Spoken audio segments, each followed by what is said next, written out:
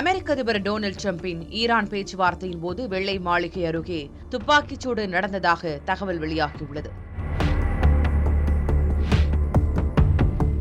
மே 24ஆம் தேதி அமெரிக்க அதிபர் Donald Trump Iran உடனான போர் விவகாரம் தொடர்பான பேச்சுவார்த்தைகளை வெள்ளை மாளிகையில் மேற்கொண்டிருந்தபோது வெள்ளை மாளிகைக்கு வெளியே துப்பாக்கிச்சூடு நிகழ்த்தப்பட்டிருக்கிறது. இதனைத் தொடர்ந்து சத்தம் கேட்டவுடன் பாதுகாப்பு படையினர் வளாகத்தை சுற்றியுள்ள பகுதியை முற்றுகையிட்டு ஒரு பெரிய பாதுகாப்பு நடவடிக்கையை மேற்கொண்டனர். வெள்ளை மாளிகைக்கு வெளியே இருந்த அமெரிக்க ரகசிய சேவை பாதுகாப்பு சாவடி மீது ஒரு சந்தேகத்திற்குரிய நபர் 20க்கும் அதிகமான முறை துப்பாக்கிச்சூடு நடத்தியது பரபரப்பை ஏற்படுத்தியது.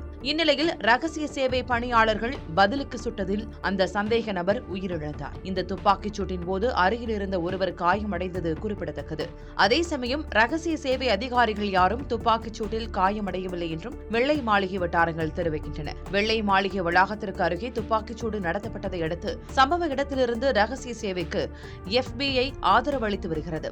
கூடவே எங்களால் முடிந்தவரை பொதுமக்களுக்கு இதுகுறித்த தகவல்களை தெரிவிப்போம் என்றும் தெரிவித்திருக்கிறது. சம்பவம் குறித்து அதிபர் டிரம்ப் தனது சமூக வலைதளத்தில் தான் ஓவல் அலுவலகத்தில் இருப்பதாகவும் ஈரான் உடனான இறுதி ஒப்பந்தம் விரைவில் அறிவிக்கப்படும் என்றும் தெரிவித்ததை தொடர்ந்து இந்த செய்தி வந்திருக்கிறது. வெள்ளை மாளிகையில் உள்ள ஓவல் அலுவலகத்தில் சவுதி, ஐக்கிய அரபு அமீரகம், கத்தார், பாகிஸ்தான், துருக்கி, எகிப்து, ஜோர்டான் மற்றும் பஹ்ரைன் ஆகிய நாடுகளின் பிரதமர்கள் மற்றும் மன்னர்கள் ஆகியோருடன் ஈரான் இஸ்லாமிய குடியரசு மற்றும் அமைதி தொடர்பான புரிந்துணர்வு ஒப்பந்தம் குறித்த அனைத்து விஷயங்கள் தொடர்பாகவும் சற்று முன்பு ஒரு மிகச்சிறந்த தொலைபேசி உரையாடலை நடத்தியதாக தெரிவித்திருந்தார். மேலும் அமெரிக்க ஐக்கிய நாடுகள், ஈரான் இஸ்லாமிய குடியரசு மற்றும் குறிப்பிடப்பட்ட பல்வேறு மற்ற நாடுகளுக்கு இடையே இறுதி வடிவம் பெறுவதற்குட்பட்ட ஒரு ஒப்பந்தம் பெருமளவில் பேசி முடிக்கப்பட்டிருக்கிறது என்றும் குறிப்பிட்டிருக்கிறார். அது மட்டுமில்லாமல் இஸ்ரேலிய பிரதமர் நெதன்யாகுடன் மேற்கொண்ட தொலைபேசி உரையாடலும் மிகச் சிறப்பாக அமைந்தது என்றும் ஹோர்முஸ் நீரிணையும் திறக்கப்படும் உள்ளிட்ட பல்வேறு கூறுகள் கொண்ட ஒப்பந்தத்தின் இறுதி அம்சங்களும் விவரங்களும் தற்போது விவாதிக்கப்பட்டு வருவதால் விரைவில் அறிவிக்கப்படும் என்றும் பதிவிட்டிருந்தார்.